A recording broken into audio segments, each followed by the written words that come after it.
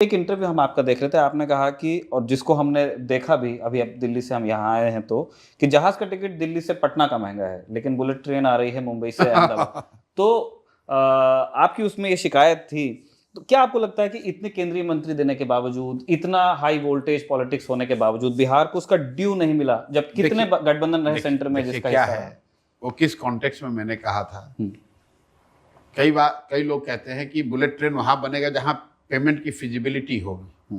जब मैं अफ्रीका में था तो मैं आपको एक और उदाहरण देता हूं, आज आपने एक्सपीरियंस किया, कभी अफ्रीका में जाएंगे, Air France makes the maximum profit on the routes when between France and African countries.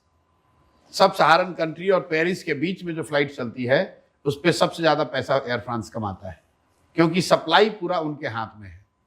आप पटना में आते हैं जब दिल्ली से, तो दिल्ली बॉम्बे जाने के लिए 100 सुविधा है, तो वहाँ फ्लाइट का रेट कॉम्पिटिटिव है। दिल्ली पटना का जो रेट है आप खुद देखे होंगे, वो 20,000, 21,000, 25,000 रुपया लोग, और फ्लाइट पूरी फुल आती है। तो ऐसा नहीं है कि बिहार में फिजिबिलिटी नहीं है।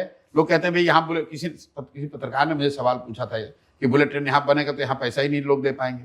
मैंने कहा भाई यहाँ जो फ्लाइट्स आ रही हैं वो मुंबई से ज्यादा पैसा देकर यहाँ के लोग आ रहे हैं। तो फिजिबिलिटी की बात नहीं है, बात यह है कि बिहार की एक छवि बन गई है कि ये गरीब है, पिछड़ा है, अनपढ़ है। अगर फ्लाइट्स की बात अगर और उसको बहुत गहराई से आप देखेंगे तो आप फ्लाइट की क्वालिटी देख लीजिए।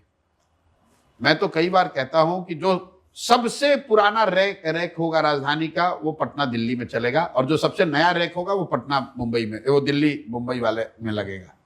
जो फ्लाइट, अगर आप फ्लाइट के ओनर हैं, अगर आप विस्तारा एयर इंडिया के मालिक हैं, तो जो आपकी सबसे नई फ्लाइट आएगी उसको आप दिल्ली और मुंबई के रूट पे डालोगे। जो उसकी सबसे आपकी पुरानी वाली फ्लाइट होगी उसको आप पटना और दिल्ली। ये एक मानसिकता बन गई है, बिहारियों के प्रति नजरिया लोगों का बन गया है कि अरे भाई बिहार है तो इनको क्या ही है, बस